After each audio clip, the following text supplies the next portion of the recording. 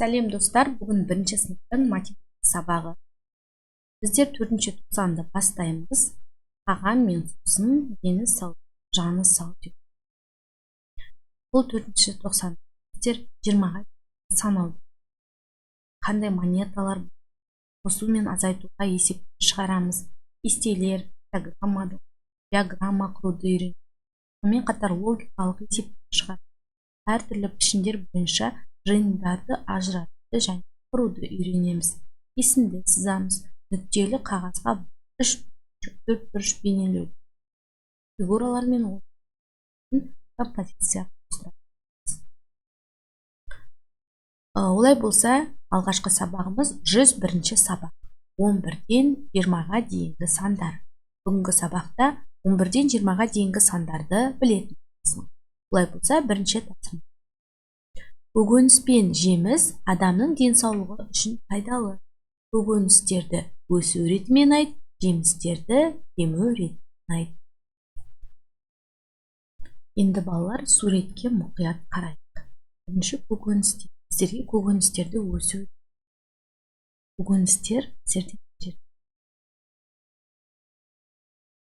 10-нан бастап тұрайық. 1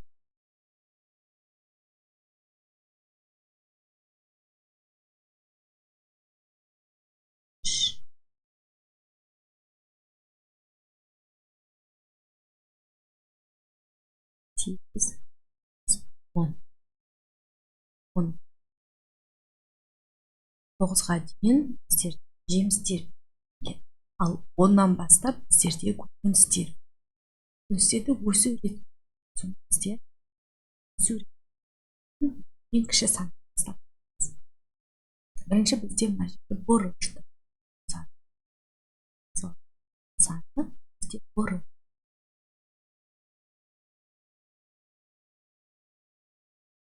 Саны 11 сан қарай. 11 сан бізде сәбіз.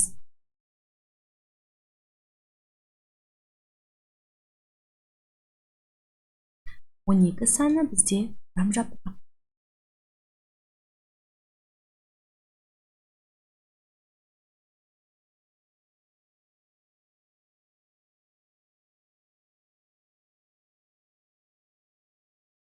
Одан кейін 13 сан.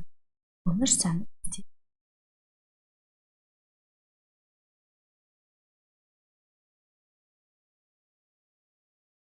Одан кейін 14 саны бар. 14 саны бізде тәтті. Мына жерде бірінші ащы бұрыш болса, одан тәтті бұрыш. 15-ші бізде қызылша. 16-шы бізде қасқабақ. 17 бізде қызанақ. 18-ші пияз. 19-ші бізде 18-ші. 18-ші пияз жаздық. 19-ші әділ.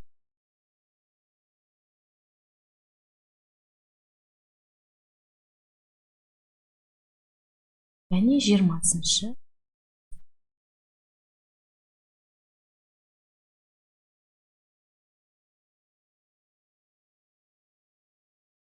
жемістер қарайық. Бізге жемістерді кем өреді. Үлкеннен бастап кішісіне саны. Біздер шебуді 9-шы бізде. Одан кейін 8-ші апельсин. Одан кейін 7-ші де 6-шы бізде банан. 5-ші бізде алма.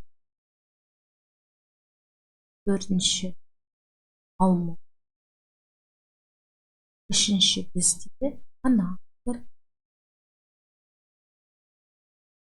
Және 2-ші алмұрт. 4-ші де бізде сары, 2-ші де жасыл. алмұрт және бірінші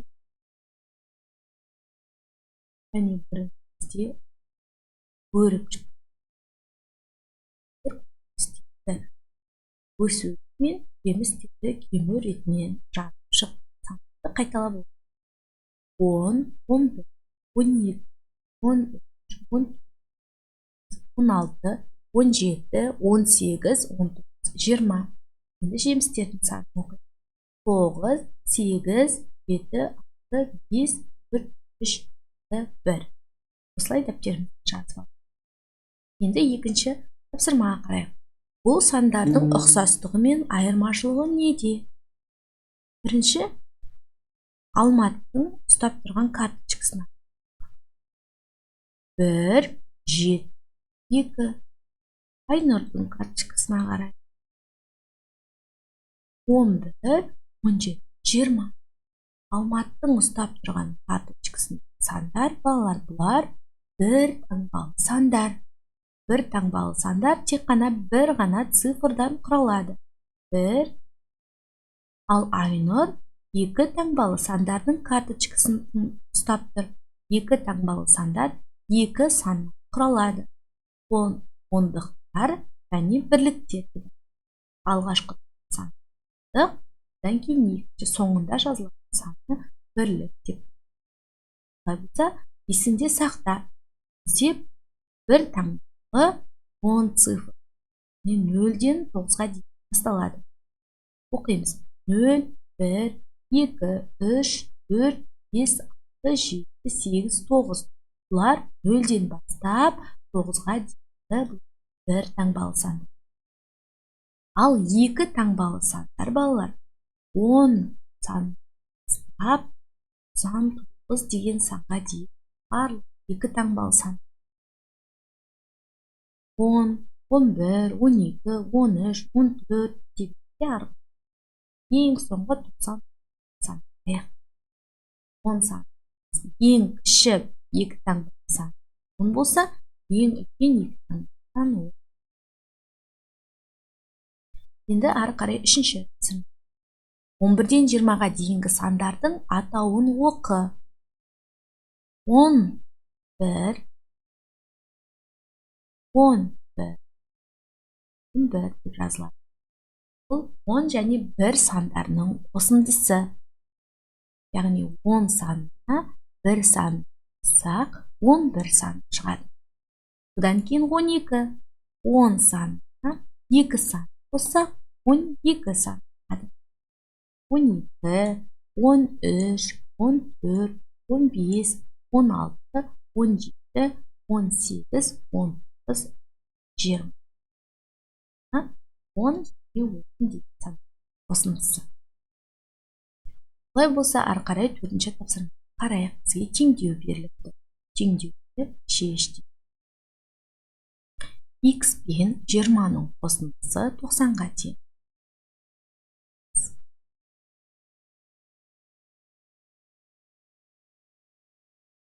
X пен 20-ның қосындысы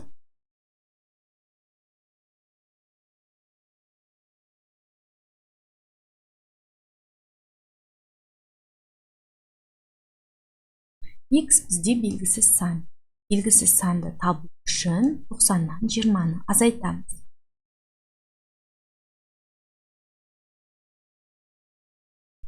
90-ны 20-ны азайтсақ 70 қалады. Енді орын тексереміз. Белгісіз санның орнына 70-ті қоямыз.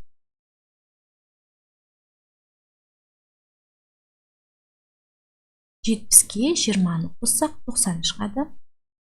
Теңдіктің екінші жағы. Біздің теңдігіміз дұрыс деген сөз. Екінші теңдеу шығады. 80 мен Y-дің айырмасы 30-ға. Y дегеніміз бізде белгісіз сан. Белгісіз санды табу үшін 80 мен 30-ды азайтамыз.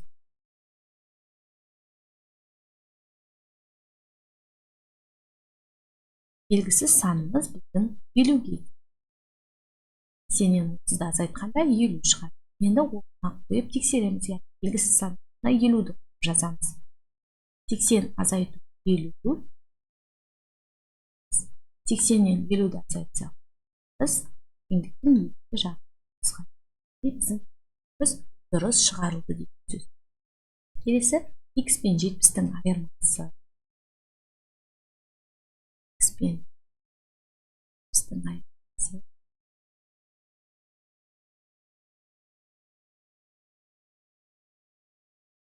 Онға x бізде белгісіз сан.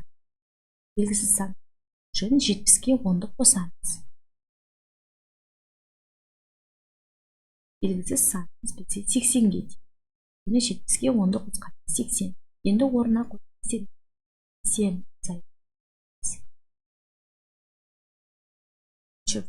енді тексереміз. 80-нен 70-ді азайтсақ шығады. Біздің теңдеуіміз дұрыс дейді. Ары қарай 5-ші тапсырманы қарайық. Жемістер мен көкөністердегі сандардың орналасу заңдылығын анықта. Сандық қатар. Енді сандарды оқиық. Бірінші қатарда жемістер тұр екен, екінші қатарда көкөністер орналасқан екен. Қараймыз. 12, 14, 16, 18, 20. Енді қараңыздар, 12-дан кейін 14 деп. Яғни 12-ге 2 санын қосып жазамыз. 12 қосу 2. 14. Бұдан кейін 16. 16 шығу үшін 14-ке 2 санын қосқан. Бұдан кейін 18. 18 шығу үшін 16-ға 2 санын қосқан.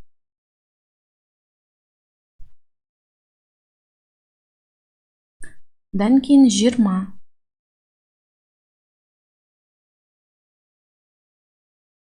20 шығу үшін 18-ге 2 санын қосамыз. Сонда қараңыздар, бірінші қатарда бірінші саннан кейін 2-ге артып отыр. 2 сан. Енді екінші қатарды қарайық. Көкөністер қатарын қарайық. 11, 13. Бұл жерде де солай 2 қосылып тұр. 11 қосу 2. 13. Бұдан кейін 15. Бұл жерде де солай. 13 қосу 2 тең 15. 17. Бұл жерде де 2 қосылып тұр.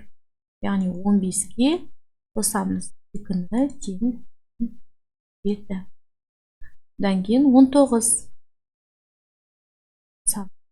17 қосу 2 тең 19 деген шығады.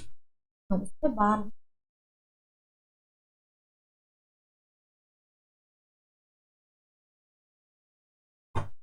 сандық қатар. Бірінші қатарда бізде 14, 16, 18, 20 деген сандар. Бұлардың барлығы балалар жоп сандар. Жоп сандар.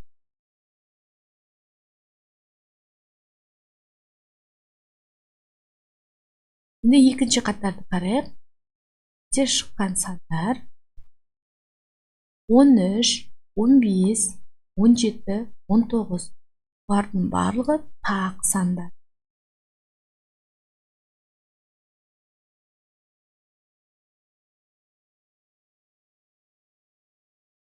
Яғни заңдылығы бұл жерде бірінші саннан кейін 2 сан қосылып жазылған екен. 2 санға артылған.